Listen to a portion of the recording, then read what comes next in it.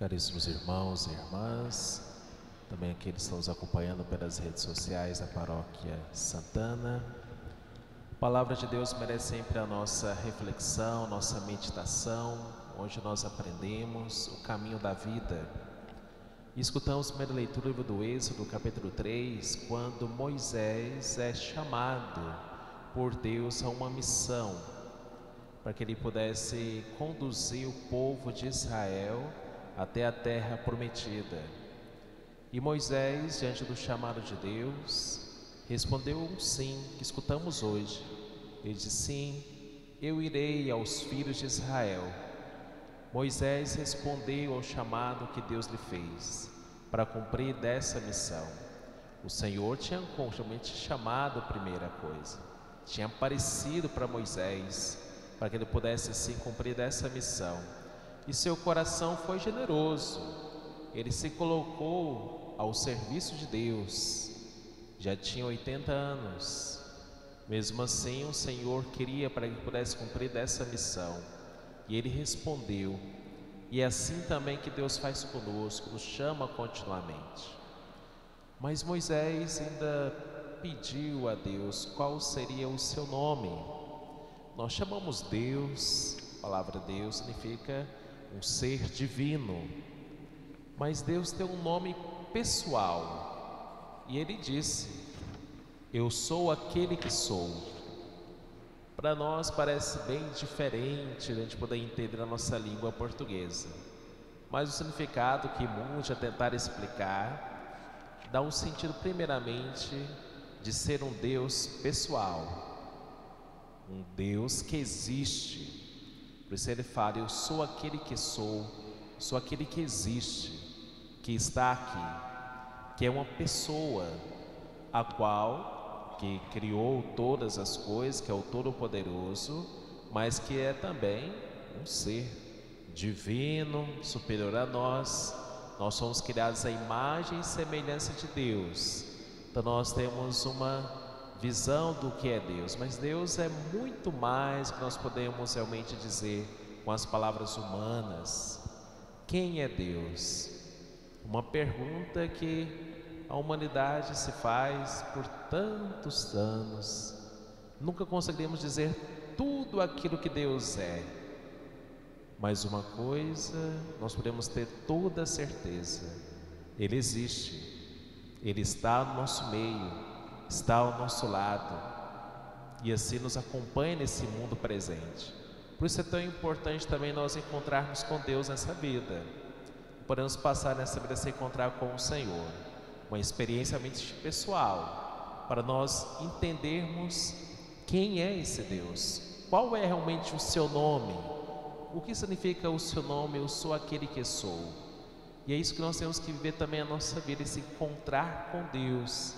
Nós podemos ter muitas experiências do Senhor, nós estamos agora na presença de Deus celebrando a missa, mas nunca podemos deixar de procurar um encontro pessoal com o nosso Deus, um Deus muito vivo, o Deus vivo ao qual nós vivemos e nós seguimos. E depois desse diálogo com Moisés, Deus diz para ele qual vai ser a missão. E a missão que o Senhor confia para ele primeiramente era ir ao povo de Israel, a falar para eles que Deus tinha visitado aquele povo, tinha visto o que estavam passando. O povo de Israel vivia no Egito diante de uma escravidão. Os egípcios colocaram uma dura vida sobre os judeus, sobre os hebreus. E essa vida que era dura, sofrida, de escravidão, era para eles também um sinal de grande sofrimento, de grande tristeza.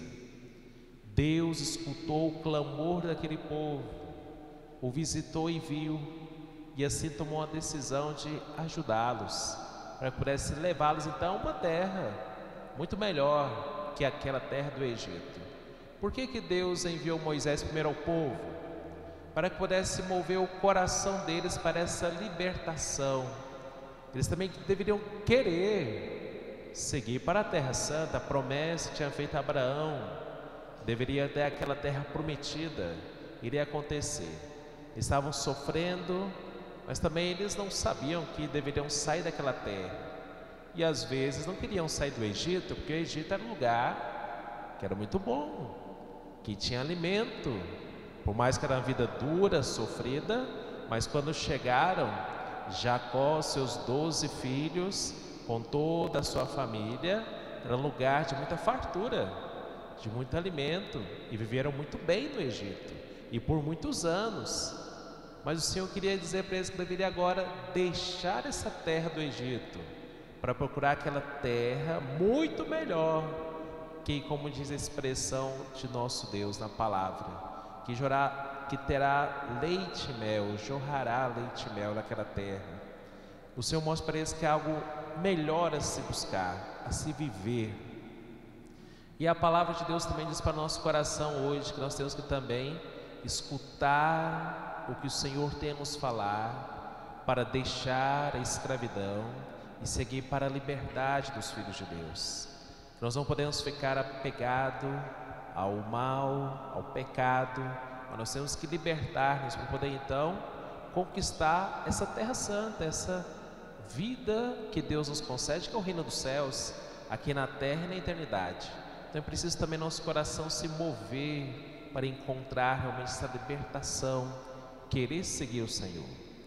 Depois o Senhor deu uma segunda missão a Moisés: você vai até o faraó, o rei do Egito, diga a ele que o povo precisará sair por 3 dias de caminhada, a oferecer um sacrifício ao Deus único. E Deus já avisou Moisés: o faraó vai resistir, ele não vai te escutar, mas a minha mão pesará sobre eles. E assim o faraó depois deixará o povo partir. O Senhor também avisou a Moisés que o faraó não escutaria. O povo de Israel iria escutar Moisés, mas o faraó já não iria escutá-lo. Quais são as consequências disso? O povo de Israel que escutou a Deus foi liberto, foi para a terra prometida. E o faraó que não escutou a Deus foi castigado com as pragas que aconteceram no Egito. E é isso, meus irmãos e irmãs, que muitas vezes nós podemos cair no nosso coração.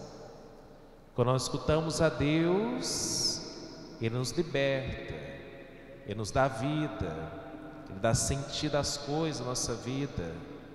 Quando nós fechamos nossos ouvidos para escutar a Deus, Deus pesa a mão sobre nós, porque nós deixamos de escutar a Deus, escutamos a outros que não pertencem ao Senhor.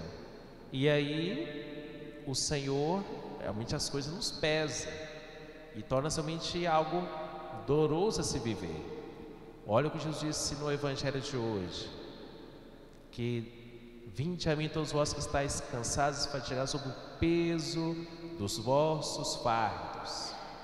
Santo Agostinho diz que os fardos primeiramente são os pecados, que às vezes pesa sobre a nossa alma, que nos pesa seguir essa vida.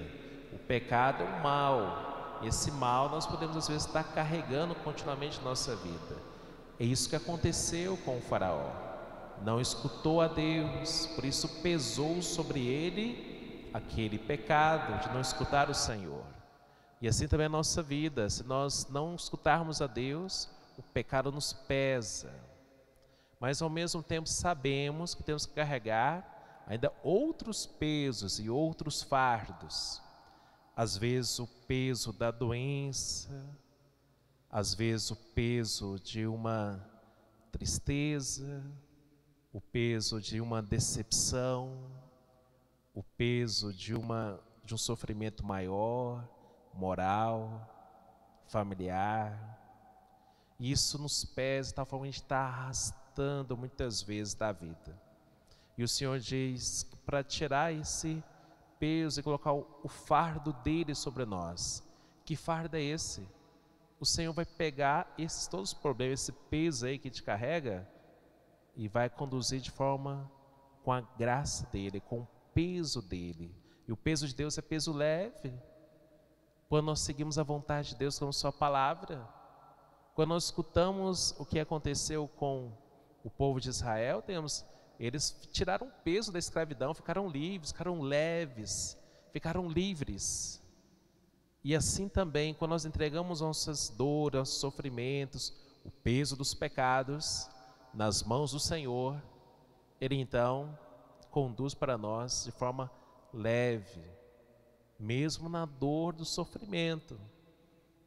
Muitas vezes encontramos pessoas que passam por grandes sofrimentos, mas Ele não reclama, Ele não se desespera, Ele não se revolta. Mas como não, se Ele carrega tanto sofrimento? É porque Ele escutou aquela palavra de Deus: eu estou contigo, eu estarei contigo todos os momentos.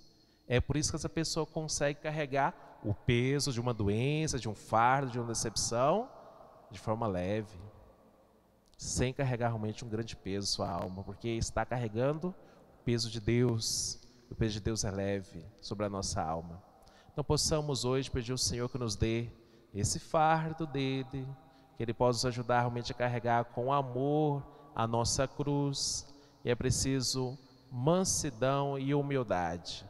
Se nós formos mansos e humildes como o Senhor, nós iremos realmente conseguir viver aquilo que Ele espera da nossa vida, e vamos escutar a Deus, e o Senhor vai nos dar muitas coisas boas sobre a nossa vida.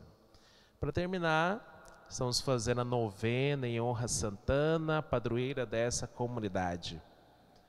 A igreja tem um costume de dar os padroeiros a uma comunidade, a uma cidade, a um estado, um país, uma profissão. Para quê? Para 3 coisas.